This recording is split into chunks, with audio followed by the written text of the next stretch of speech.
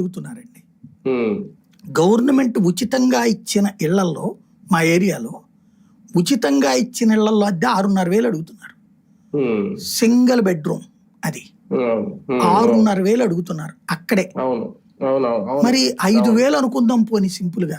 5,000 అద్దె ఇవాళ రోజున తిండికి వాటికి అవుతున్నాయి. 10,000కి తక్కువ ఏమైనా అవుతున్నాయా? బియ్యము పప్పులకి పాలకి వచ్చేటప్పటికి ఇవాళ రోజుకి ఒక హాఫ్ లీటర్ పాలు తీసుకున్నా సరే, హాఫ్ లీటర్ చాలదు, పోనీ హాఫ్ లీటరే తీసుకున్నా 50 రూపాయలు అయితే నెలకు వచ్చేటప్పటికి ఎంత అయిపోయిందండి? 1,500 అయిపోయింది అక్కడ. మరి బస్సులోనో ఆటోలోనో పోవాలి కదా, లేదా బండి మీద వెళ్ళారు. పెట్రోల్ రోజుకి 1 లీటర్ వేసుకున్నా నెలకు వచ్చేటప్పటికి 3,500,000 అయిపోతుందిగా. మరి ఇంకా స్కూల్కి కాలేజీకి ఫీజు ఎక్కడి నుంచి కడతాడు అతను? పుస్తకాలకి డబ్బులు ఎక్కడి నుంచి కడతాడు అతను? నాకు బాగా గుర్తు. నాకు ఆ చదువు తలుచుకున్నప్పుడు వణుకు పుడుతుంది.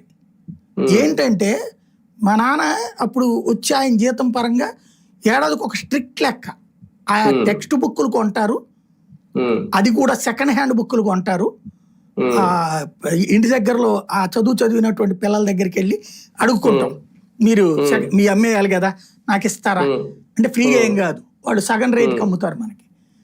అవి తీసుకుని అట్టలేసుకుని ఇది